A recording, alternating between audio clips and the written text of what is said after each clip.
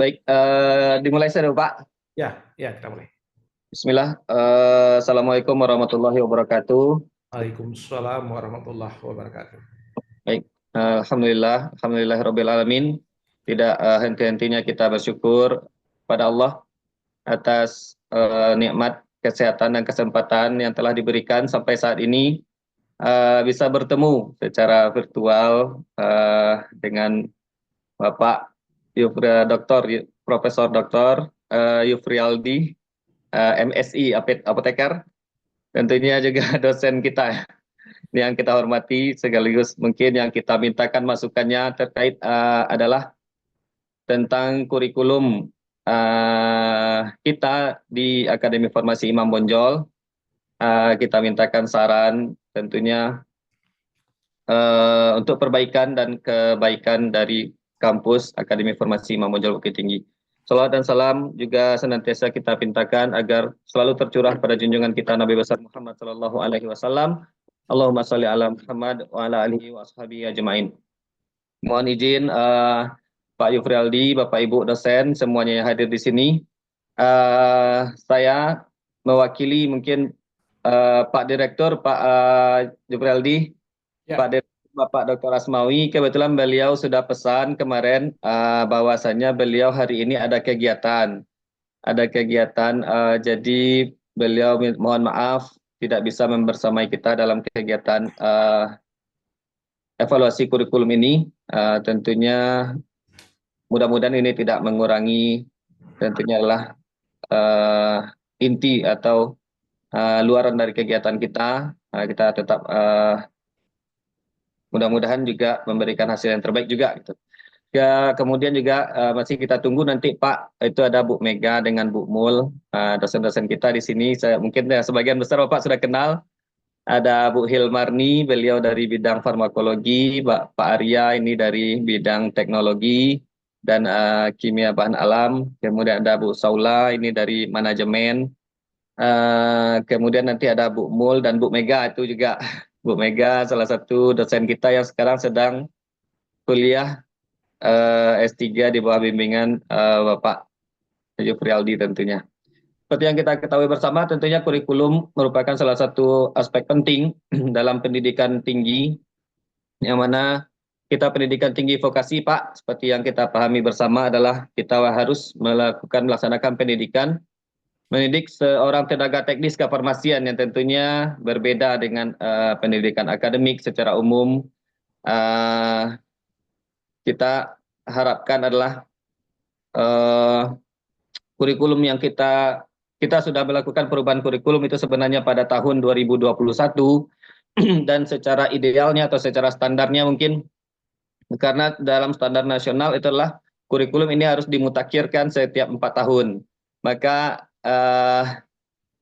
secara untuk timelinenya kita akan tentunya ketika tahun 2021 kita akan melakukan evaluasi lagi nanti di tahun 2024 Pak. Jadi kita nanti mohon masukan kepada Bapak juga, sebenarnya seharusnya secara prosedural kurikulum yang sudah disusun tentunya ini dimintakan pendapat dari pakar untuk mendapatkan masukan sebelum ditetapkan sebagai kurikulum yang mumpuni untuk mendidik seorang tenaga teknis kefarmasian. Jadi untuk ini perdana kami mencoba ini Pak. Sebelumnya kita merujuk kepada kurikulum-kurikulum standar yang ada pada APDFI disusun oleh BPSDM ke Kemenkes dan seterusnya. Kemudian kita coba olah dengan keunikan prodi, di mana kita sebelumnya merancang kurikulum untuk pengarahan pengembangan bahan alam, terkhusus obat-obatan yang berbasis dengan bahan alam seperti itu Pak. Jadi ya seiring perjalanannya kita juga tentu butuh banyak masukan ini Pak. Seperti yang kita ketahui bersama adalah dalam program Kementerian Pendidikan bahwasannya kurikulum sekarang juga harus melakukan implementasi dari kurikulum Merdeka. Tentunya kita juga minta masukan nanti bagaimana mungkin akan sangat bermanfaat sekali bagi kami nanti pada tahun mendatang ketika kita akan melakukan evaluasi bagaimana trik-trik atau sebaiknya kita dalam merancang kurikulum tenaga T3 farmasi, karena secara umum kita tahu kompetensi tenaga teknis kefarmasian ini diturunkan sebenarnya dari kompetensi apoteker sebenarnya dan didelegasikan, dan tentu lebih banyak keterampilan teknis yang perlu ditekankan, apa-apa saja poinnya sebenarnya yang perlu dikuatkan, dan mungkin beberapa perlu direvisi dan seterusnya. Mungkin itu saja pengantar dari kami, Pak. Ricky, harapkan terima kasih banyak kita ucapkan pada Bapak Yufraldi yang telah meluangkan waktunya dan bersedia untuk membersamai kita di sini, membimbing tentunya kita anak-anak murid Bapak dulunya, yang mudah-mudahan apa yang Bapak berikan nanti memberikan masukan yang baik. Terima kasih.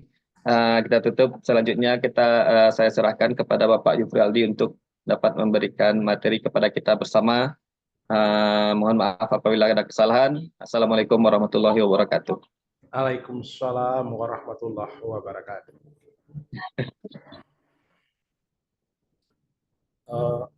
Assalamualaikum warahmatullahi wabarakatuh. Waalaikumsalam. Alhamdulillahirrabbilalamin. Wassalatu wassalamu ala asrafil anbiya'i wa mursalin wa ala alihi wa sahbihi ajmain. Allahumma salli ala Muhammad wa ala ali Muhammad. Pertama-tama kita mengucapkan puji dan syukur kepada Allah Subhanahu wa taala, karena dengan berkat rahmat dan karunia-Nya maka kita pada pagi ini dapat berkumpul dalam suatu ruangan Zoom, di mana ruangan Zoom ini sangat bermanfaat sekali bagi kita, terutama kita dalam proses pendidikan. Kemudian salawat dan salam tersampaikan pada junjungan kita Nabi besar Muhammad Sallallahu Alaihi Wasallam. Allahumma salli ala Muhammad.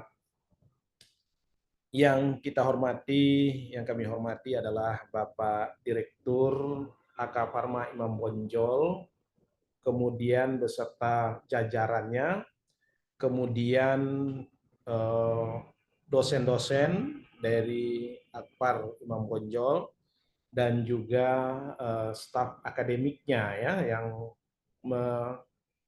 berkontribusi, ya, dia tidak bisa kita lupakan bahwa tanpa ada tenaga akademik itu maka proses belajar mengajar tidak akan bisa berjalan. Ya. Bapak dan Ibu semuanya, memang dari wajah saya betul-betul sudah ingat sekali ya, rasanya kita mau kuliah lagi sepertinya ya, tapi kita tidak kuliah ya. Tapi yang tidak tahu saya sekarang ini adalah Hilma ini ya.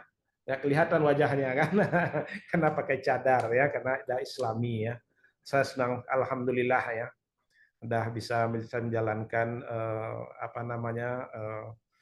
pakaian keislamian itu. Ya mudah-mudahan kita bisa selamat dunia akhirat nantinya. Amin amin ya rabbal alamin.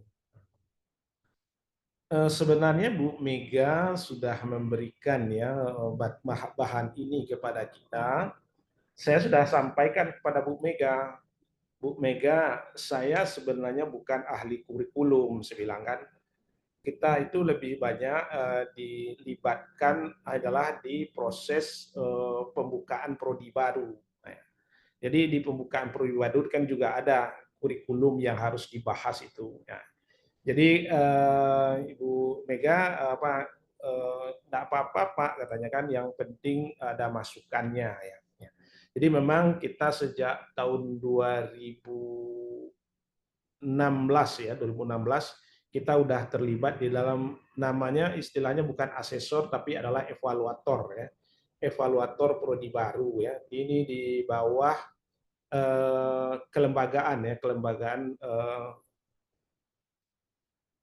Direktorat Kelembagaan Dirjen Dikti ya. Ini kalau kita lihat ya. Kita sudah melihat bahwa ya apa yang disampaikan kurikulum yang sudah ada itu saya rasa sangat bagus ya, sudah bagus itu sebenarnya.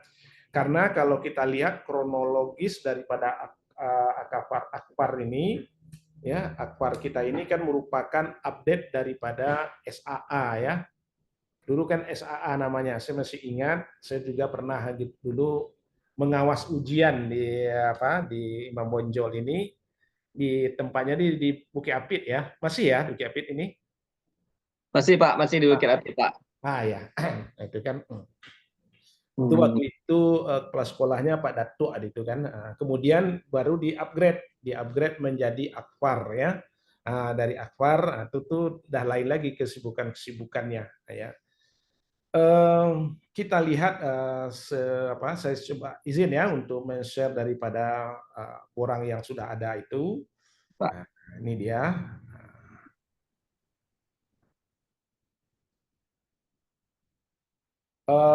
Saya mulai dari ini ya, kita buka dua borang sebenarnya, tidak apa-apa. Ini borang yang ada dulu. Ini adalah usulannya nanti.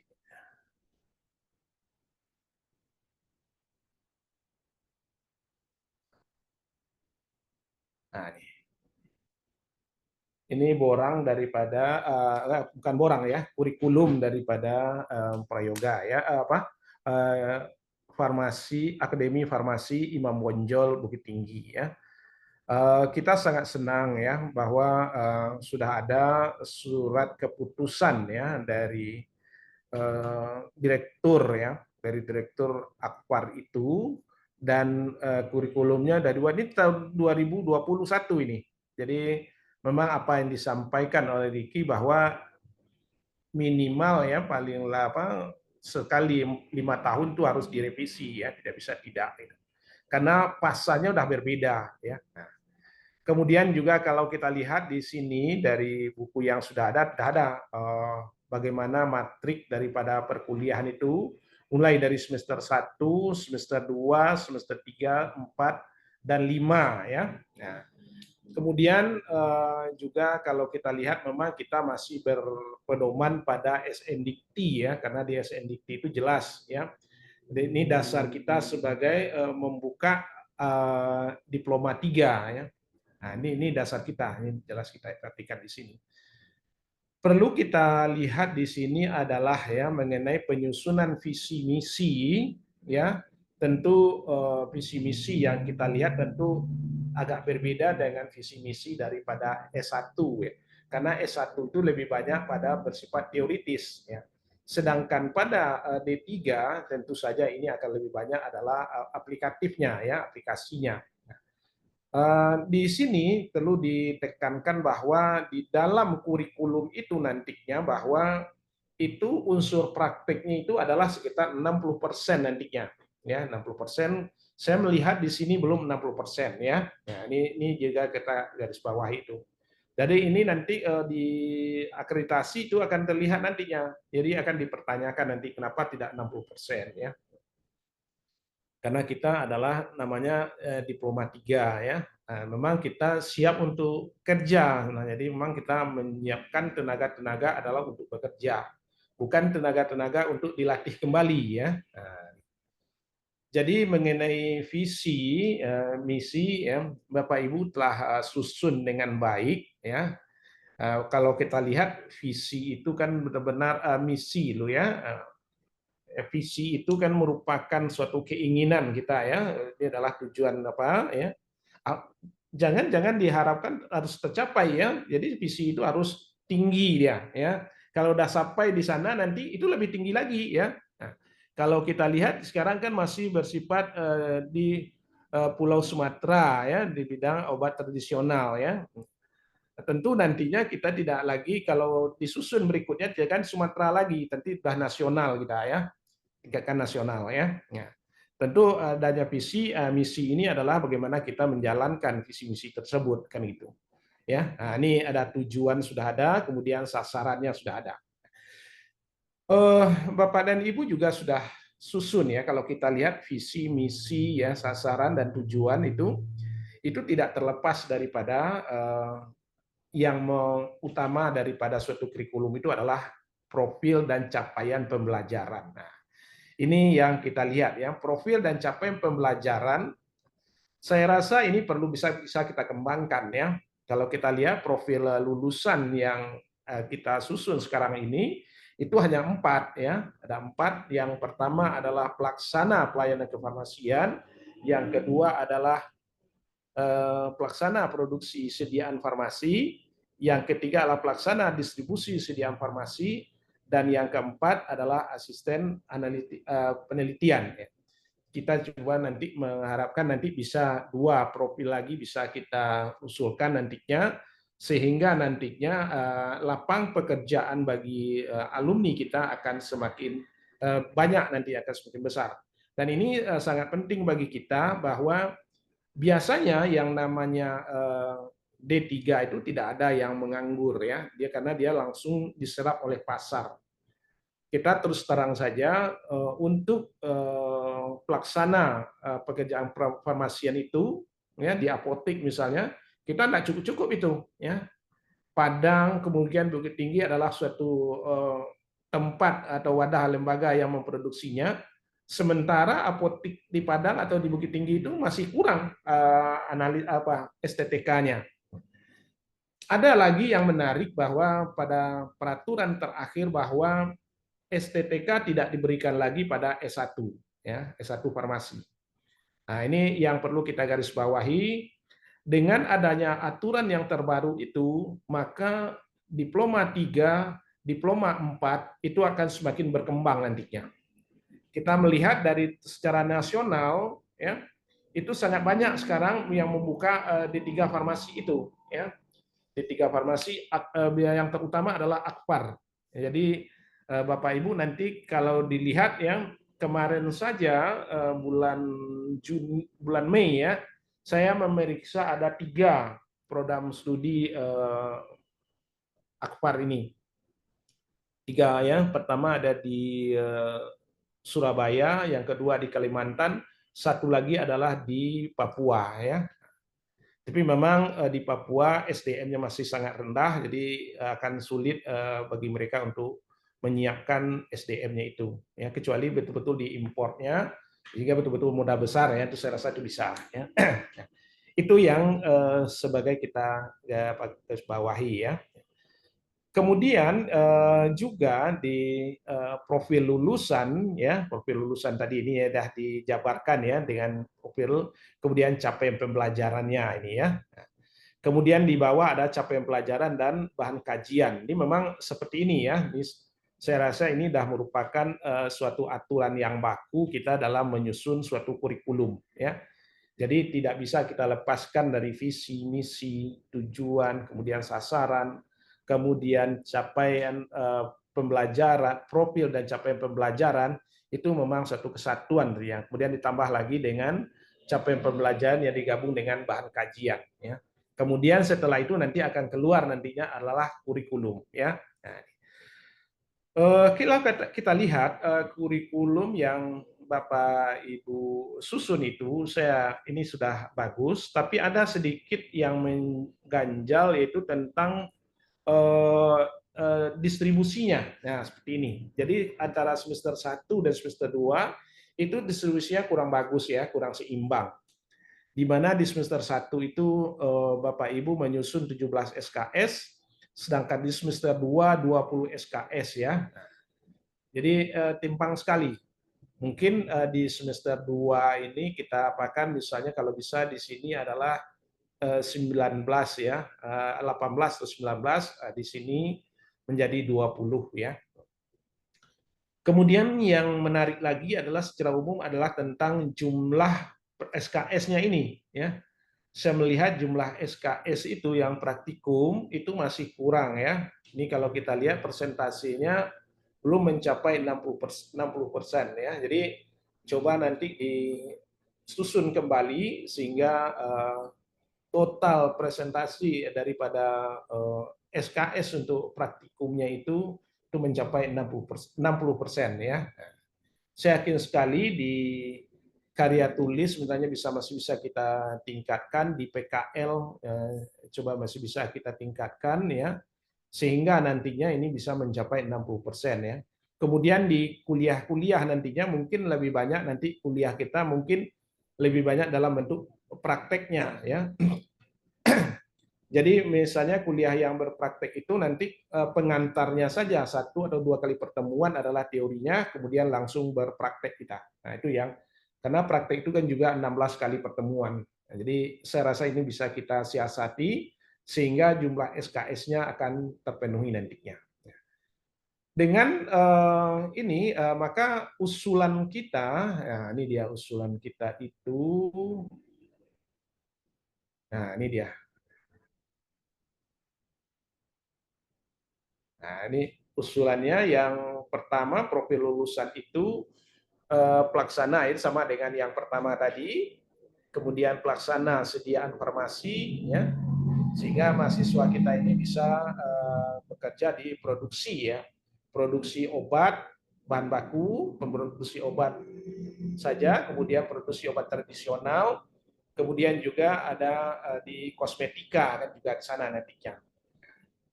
Kemudian yang kedua pelaksana distribusi sediaan farmasi, ya. Nah, tentu saja distribusi ini kita harapkan ini kerjanya itu kan di PBF itu kan. Nah, mampu mendistribusikan sediaan farmasi, alkes, dan bahan medis habis pakai mengacu pada standar yang telah ditetapkan sesuai dengan etik dan aspek legal yang berlaku. Nah, kayak gitu. Kemudian asisten peneliti, ini masih semua dengan kita, ahli farmasi yang mampu membantu pelaksanaan penelitian di bidang kefarmasian. Ya. Kemudian yang baru sebenarnya bisa kita tambahkan adalah penyuluh informasi obat dan promosi kesehatan masyarakat. Nah, ini. Jadi mampu menguasai konsep teoritis ilmu kesehatan masyarakat dan kegiatan promosi kesehatan standar. Jadi kita ambil ini kan sebenarnya lahannya itu adalah promosi kesehatan, SKM ini kan. Nah, ini bisa kita manfaatkan satu lagi di sini. Toh kita di apotek juga memberikan konseling, ya, memberikan informasi tentang obat dan sebagainya. Kemudian yang kedua adalah sebagai entrepreneur, ya. Jadi jangan kita terlalu yakin kita semua mahasiswa kita itu, alumni kita itu pasti bisa bekerja, tapi bisa kita juga bikin, ya, suatu kesempatan dia bisa juga adalah melakukan kerja mandiri dia. Jadi sebagai entrepreneur bidang farmasi, khususnya produksi farmasi bahan alam, ya. Jadi ini yang padahal kita udah mereka itu udah mempelajari, ada materi kita, ya, ada yang kita gini kan. Jadi tentu ini bisa kita ini kan. Jadi ada 2 lapang kerja sebenarnya yang bisa kita tambahkan, ya.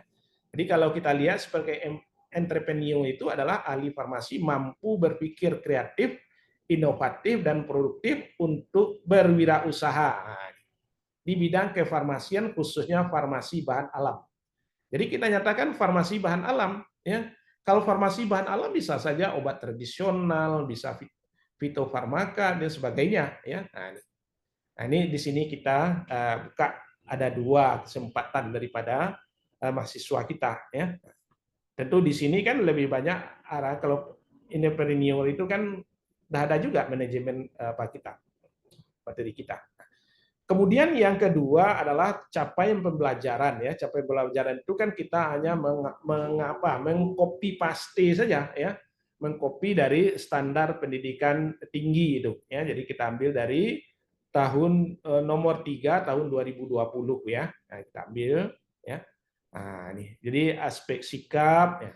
Ini semua daripada Akademi Farmasi itu boleh dikatakan capaian pembelajarannya itu sama, ya, ada sama dia itu, ya. Aspek sikapnya sama, kemudian aspek pengetahuannya ini juga sama ini, ya. Karena kita berpedoman pada standar kompetensi lulusan dan standar kurikulum yang ditetapkan oleh Asosiasi Pendidikan Tinggi Farmasi. Kemudian ditambah lagi nanti ada lagi kompetensi dari apoteker, kita bisa juga menambahkan karena kita bekerja merupakan membantu dalam pelaksanaan pekerjaan kefarmasian. Jadi bisa kita tambahkan daripada tidak hanya APTFI saja, tapi juga bisa kita tambahkan kompetensi daripada apoteker sendiri. Ini aspek pengetahuannya, ya. Kemudian juga keterampilan umum, ya. Keterampilan umum kita kembali kepada standar. Jadi kalau pada aspek pengetahuan ini kita boleh tambahkan nanti, ya. Kita tambahkan sesuai dengan peraturan 2023 itu kompetensi apotekernya. Kita bisa adopt, kemudian bisa kita tambahkan.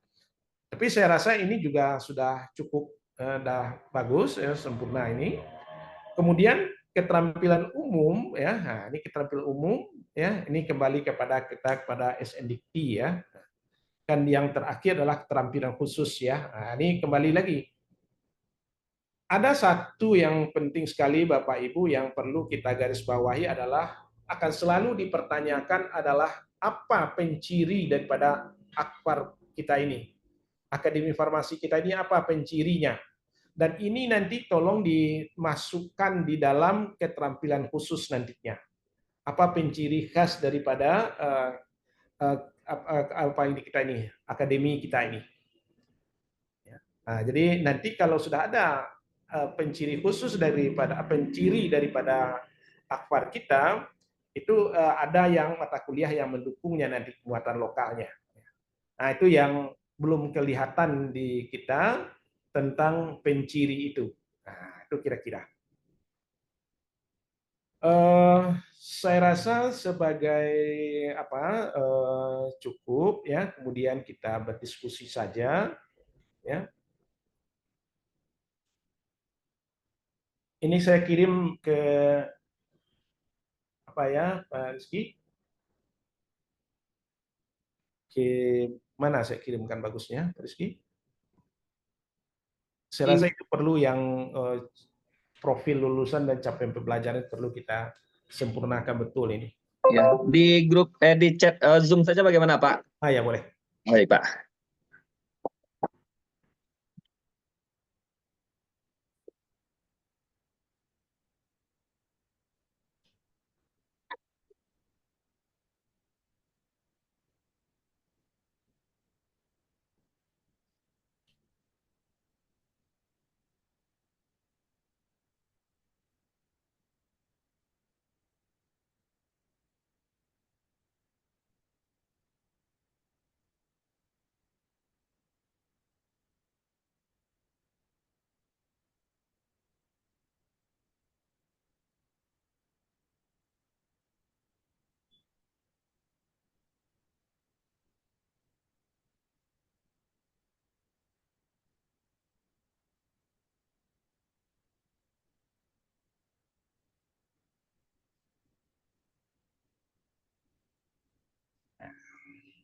Oke.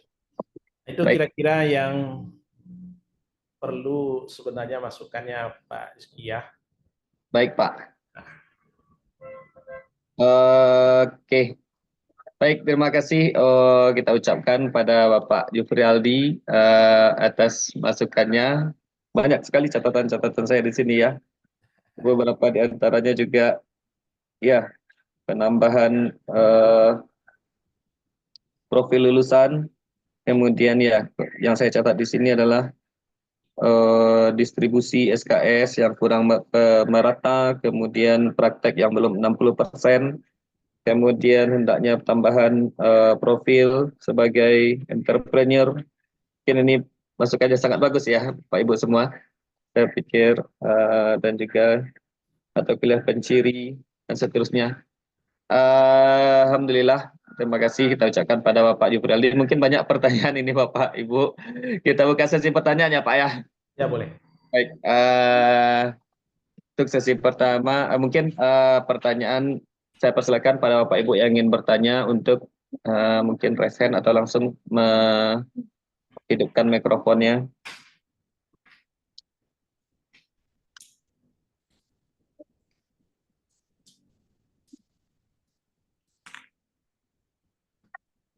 Oke, atau mungkin Ricky bertanya dulu pertama Pak. Ya boleh, silakan. Ini Pak, sebenarnya kurikulum yang menjadi pemikiran kami sekarang juga adalah untuk kurikulum merdeka ini Pak. Ya. Kurikulum merdeka implementasi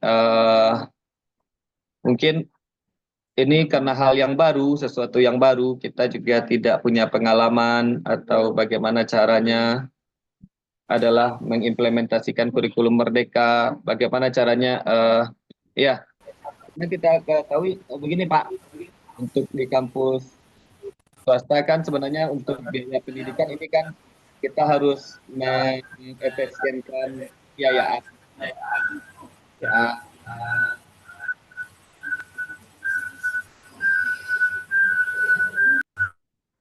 Ah, kemudian, jadi kalau kita misalnya kelas kita buka, kemudian ada lagi mahasiswa yang magang dan seterusnya.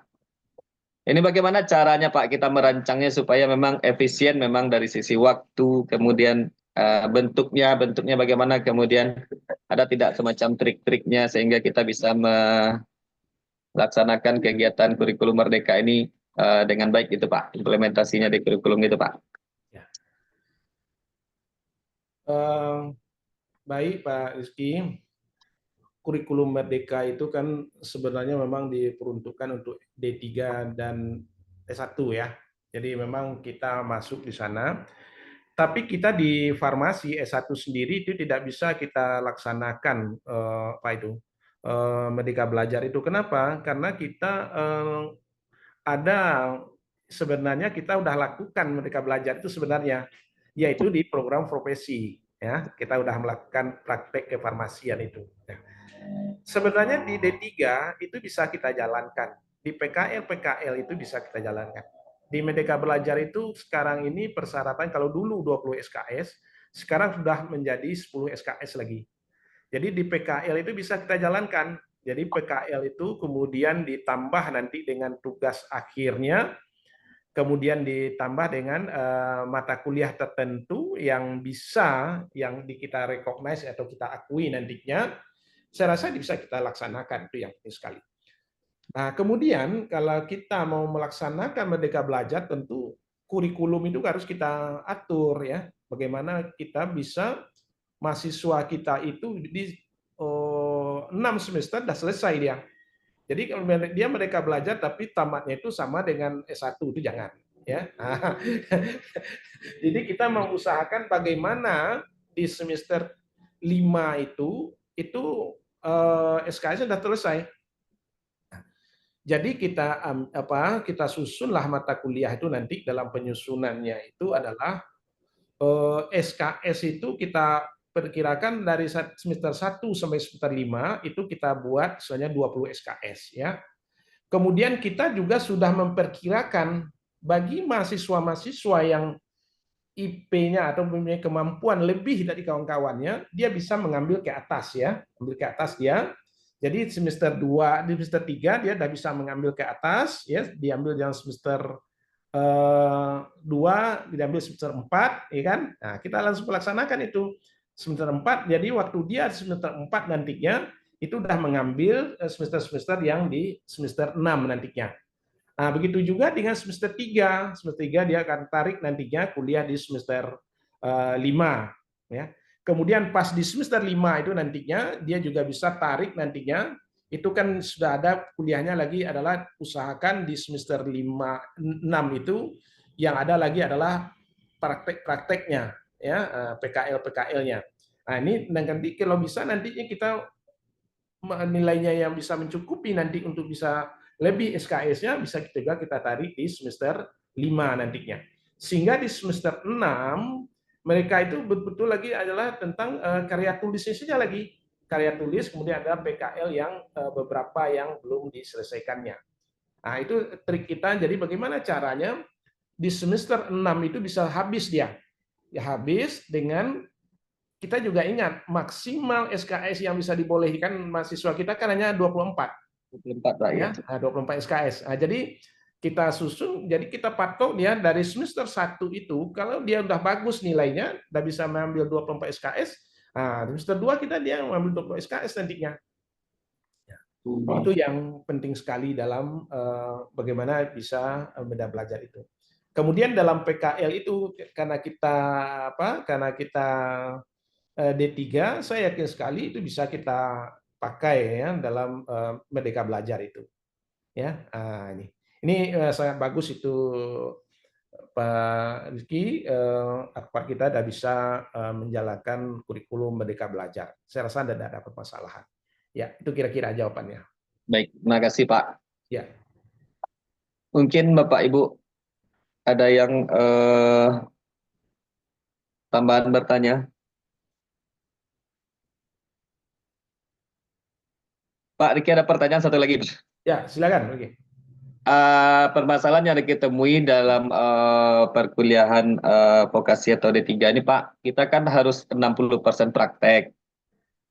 Ya, Praktek. Jadi permasalahannya ketika kita praktek adalah itu kan mahasiswa kita pecah jadi grup. ya, Pecah jadi grup per 20 untuk kapasitas ini kan Pak, untuk ya, kapasitas labornya. kan. Jadi bisa jadi satu kelas itu jadi 2 grup gitu. Jadi 2 grup, kemudian secara standarnya kan satu dosen itu mengawas 10 mahasiswa. Betul. Ya, untuk satu grup berarti dosen kita tugaskan 2 orang. Jadi sehingga yang dilihat permasalahannya adalah ketika dia praktikumnya satu SKS itu muncul 2 grup, perkuliahan prakteknya satu SKS muncul 2 grup, kemudian dosennya jadi 4. eh, Sepertinya di BKD dosennya jadi agak over gitu Pak, dibandingkan dengan teori gitu Pak, sehingga beban, maksudnya di kadang-kadang di laporan sisternya bebannya jadi berlebih gitu Pak.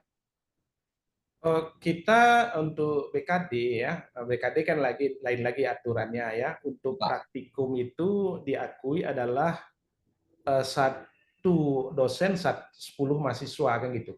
ya, Nah, itu mahasiswa ya. Nah, kadang-kadang dalam berpraktek kita jadi tentu dalam supaya dosennya jangan rugi, tentu absennya per 10 dibuat.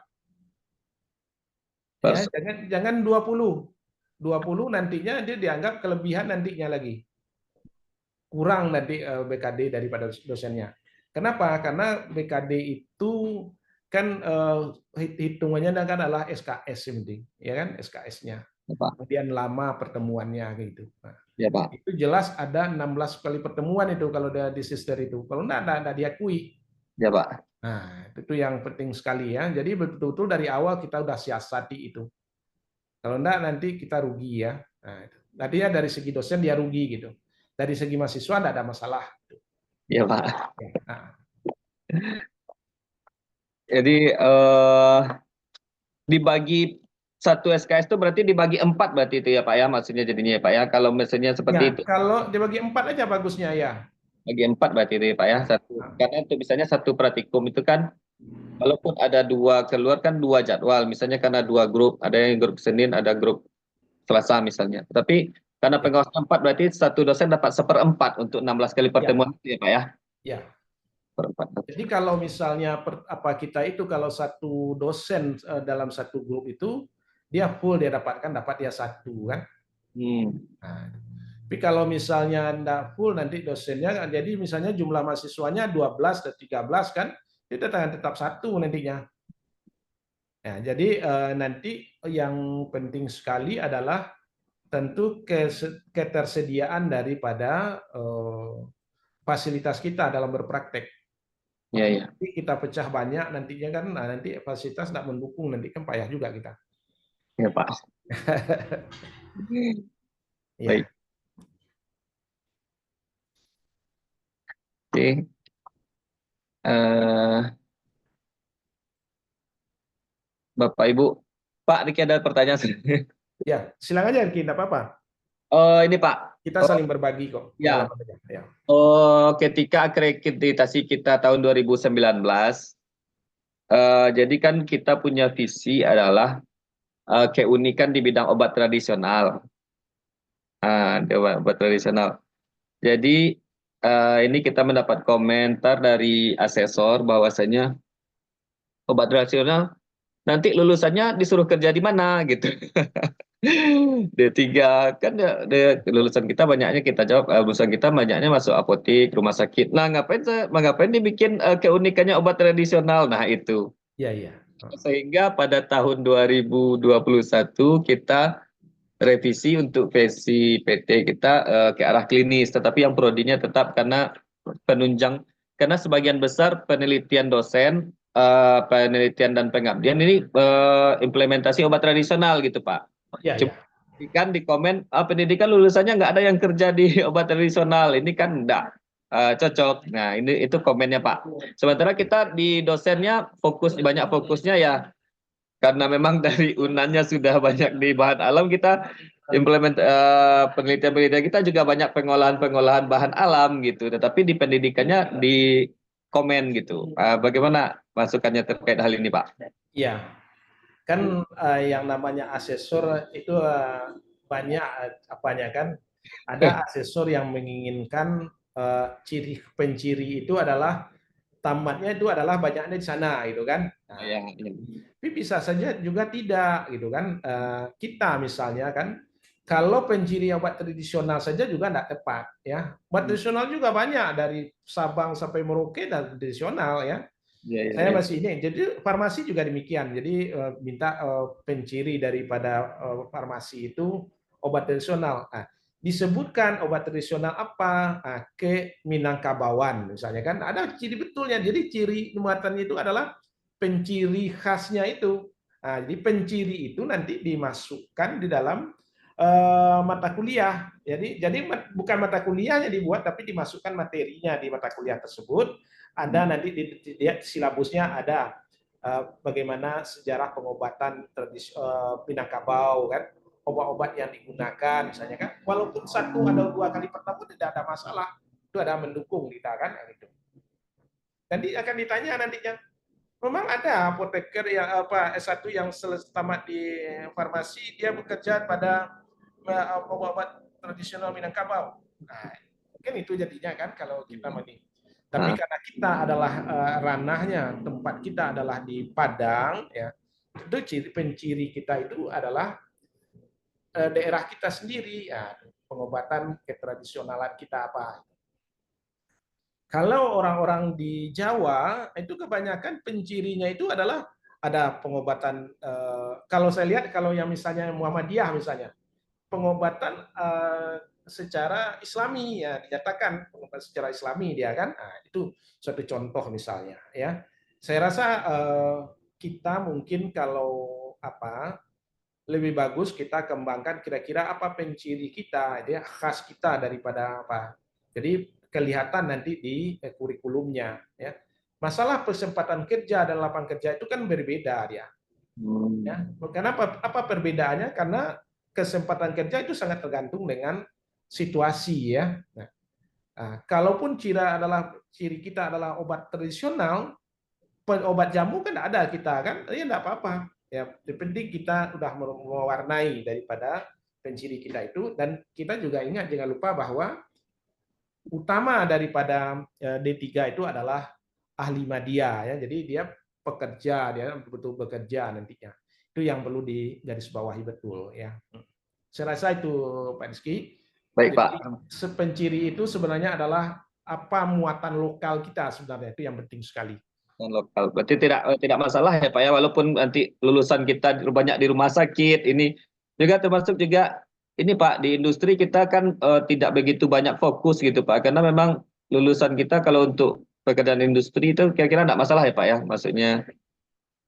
Ya boleh kalau misalnya Pak Rizky mau mengapakan ke klinikal, ya boleh saja ya dengan penekanan pada klinikal ya. Tentu kita lihat kurikulum kita, kurikulumnya pasti masuk dia tuh ya, karena kerja kita utama itu D3 itu kan di rumah sakit kan. Nah, itu. Baik Pak. Ya.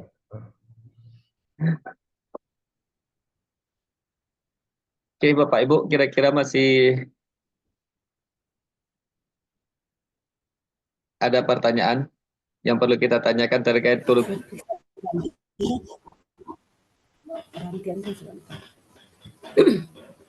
Pak Riki, Ya. Silakan Bu. Silakan Bu Dwi. Assalamualaikum warahmatullahi wabarakatuh. Waalaikumsalam. Kenalkan mungkin saya Dwi Mulyani Pak. Tadi Pak yang mengoperasikan laptopnya Pak. Agak telat. Saya mau bertanya nih Pak tentang mata kuliah penciri tadi Pak. Mata kuliah penciri ini apakah dia harus kita buatkan satu mata kuliah atau bisa kita masukkan ke dalam mata kuliah yang sudah ada? Itu Pak. Ya. Jadi itu yang kita lihat mata kuliah penciri itu kita nggak usah dibuat mata kuliahnya. Kalau penciri dibuat mata kuliahnya nanti banyak sekali mata kuliahnya. Jadi bisa masukkan nantinya. Jadi misalnya penciri itu kita masukkan di farmakognosi, dimasukkan misalnya pada prakteknya dalam praktek kefarmasiannya bagaimana cara mengolahnya misalnya kan. Tapi jangan kita jadikan dia mata kuliah. Mata kuliah nanti nggak susah kita. Karena kita mau melebur lagi SKS Ibu ini sekarang terlalu banyak di teori ini sekarang. Karena kita mau menjadikan lebih banyak prakteknya. Nah, itu. Ya betul Pak. Ya. Masih mood Bu Dwi? Masih mood Bu. Ya. Ketika asesor periksa nanti Pak, nanti kan diperiksanya mata kuliah, kemudian diperiksanya silabus kita. Ya. Berarti kita bisa menguraikan mata kuliah penciri ini di awal kurikulum mungkin ya Pak? Ya. Jadi dari kata pengantar atau kita deskripsikan sedikit di awal. Ya. Sebenarnya kalau penciri mata kuliah itu sebenarnya kan dalam penyusunan RPS kan kelihatan nih Bu. Ya, jadi kita bisa menggarisbawahi bahwa mata kuliah penciri daripada mata kuliah kita ini adalah mata kuliah farmakognosi ya. Ini pada pertemuan ke-7 ke-8 atau pertemuan 13 14 misalnya kan. Ya. Tidak ada masalah Bu. Ya. Ya. Tapi jangan kalau dapat hendaknya ada di RPS ada Pak, tapi kadang-kadang kan dicabut-cabut saja. Ya, nanti kan ada klarifikasi nanti kan. Setiap akreditasi pasti ada klarifikasinya. Dia akan tanyakan pencirinya di mana gitu kan. Nah, jadi kita menyampaikannya. Jadi kalau dapat nantinya di farmako ada, kemudian di kimia farmasinya ada analisisnya kan. Nah, kita masukkan di situ gitu. Kemudian cara penggunaannya juga ada kan. Nah, jadi sehingga nantinya mendukunglah yang Pak. Makasih Pak. Itu ya. Oke.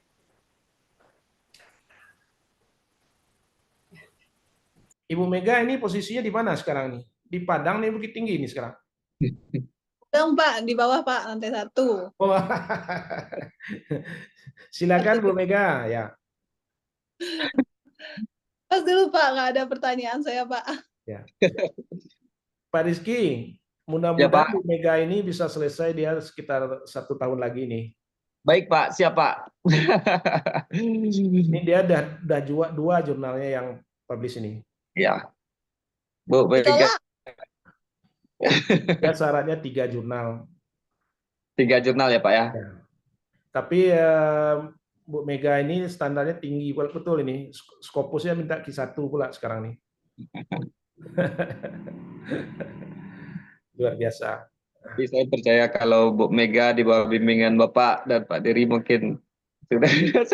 Kebetulan beliau juga banyak ini bertanya tentang ya hasil studinya. Bu Mega ini satu-satunya sekarang yang sedang S3 dari kita Pak. Ya.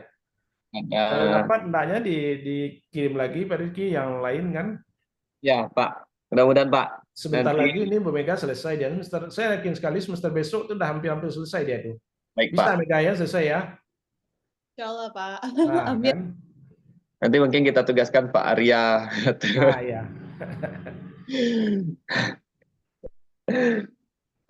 Baik. Ya Pak Arya, siap Pak Arya. Tapi yang perlu kita garis bawahi bahwa S3 itu sekarang tidak hanya sains saja ya, kita farmasi sosial juga bisa kita laksanakan ya. Jadi kalau dia farmasi sosial nanti kopromotornya kita ambil yang menguasai tentang sosial itu gitu. Jadi tidak harus sains saja, tidak harus sains ya. Kebetulan Bu Mega dia proposalnya dibikin dalam bentuk sains. Nah, ya inilah dia ya. Itu kira-kira ya Pak Arya ya. Pak Arya kan orang teknologi itu bisa dengan Bu Eni Lusida atau Pak Erizal kan? Erizal. Iya Pak. Ya. Siap, Pak. Bisa nano itu dilanjutkan. Artinya kalau Siap, sosial Pak. ini non eksperimental ya Pak ya, S3-nya. Sosial non eksperimen, jadi penelitiannya penelitian sosial. Oh gitu. Ya. Tapi untuk di prodi S3 farmasi ya Pak ya, bukan. Ya. Yang perlu adalah dia ngambil informasi sosial misalnya kan, dia harus bisa publikasinya harus di Scopus gitu. Dikasih Scopus syaratnya ya Pak ya. Ah ya, jadi apanya itu ya sebagai kontrolnya itu tidak hanya ujian-ujian, tidak hanya di sini, tapi adalah jurnal internasional bereputasi gitu. Kalau udah lewat ya lewat, selesai. Ya. Silakan Bapak Ibu. Kalau Bapak Ibu kalau masih ada pertanyaan.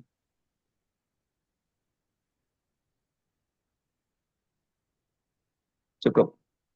Cukup ya. Kalau Hilmarni ini angkatan berapa? Sama dengan iya, Ibu. 2004, Pak. 2004 ya. Iya. Kalau Bu Yani? Bu Mul 91 Pak. Oh, 91 ya. 91, Pak. Ya. Dulu pernah ngajar di Akaparma, bukan ya? Di Padang? Bukan, Pak. Bukan ya? Bukan, Pak. Di Bukit Tinggi aja, Pak. Iya aja ya.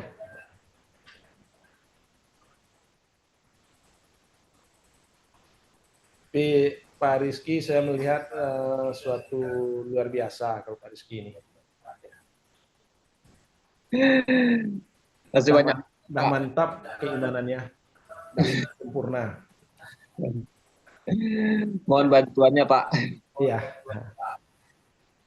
Kita juga sekarang ini kan untuk kompetensi yang sedang menjadi ini OSCE kita wajib OSCE juga besok nih Pak, tahun depan Ya, kabar. betul.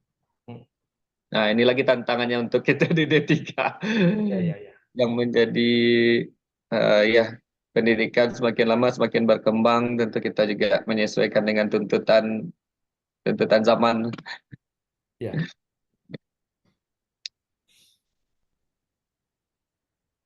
Saya rasa sekarang ke depan ini D3 itu pasar yang bagus tuh, Rizky.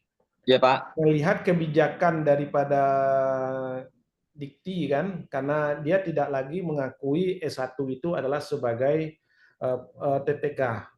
Ya betul Pak. Bukan Dikti ya mengakui itu ya, adalah Depkes, Kemenkes. Iya betul Pak. Jadi itu peluang itu yang perlu dirambah nantinya. Iya Pak. Kemudahan. Di Bukit Tinggi 2 ya, Akbar ya. 2 Pak, Dwi Farma, Di Farmas tuh ya, Bucut, Bu Eno ya. Bu Ain. Ya, Amin. Bu Ain. Bu Ainen.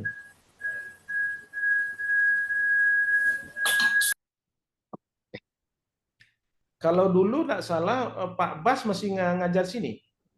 Pak Bas di SMK dulu Pak, sudah pensiun Pak. Oh pensiun dia. Oh.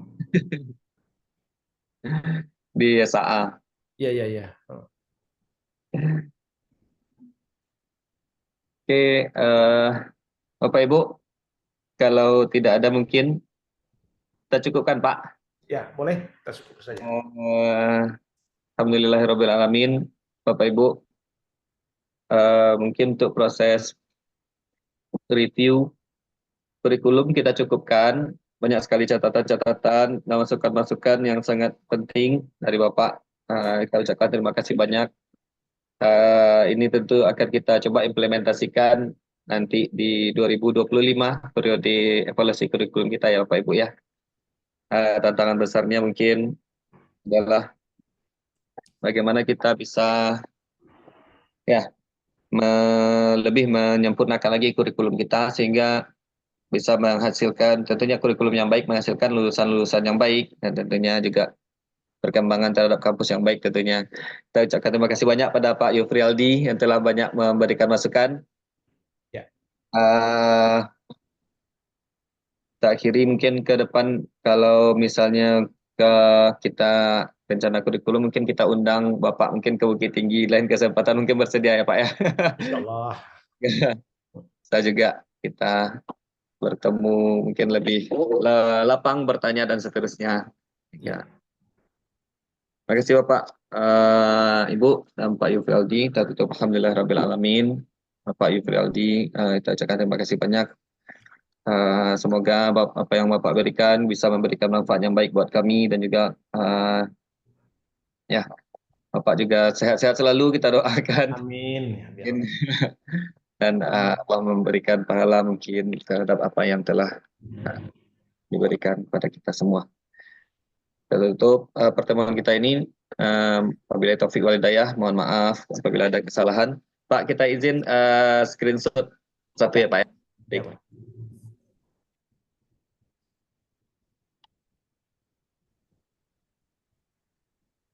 Oke. Salam dari Pak Direktur ya Pak Rizky. Baik, siapa? Nanti Karena disampaikan. dia tergesa-gesa datang ke kampus kita. Iya. Jadi terkejut dia kita sudah sampaikan rencana ini kan. Sudah disampaikan Bu Mega Pak Semilangan. Ya betul. Iya. Di sini. Oke. Baik. Maaf ya, Bapak izin ya. Ya Pak. Terima kasih banyak Pak. Terima kasih. Ya. Bu Mega, semangat Bu Mega. Dah izin live. Oke, siap Bapak Ibu boleh izin live meeting.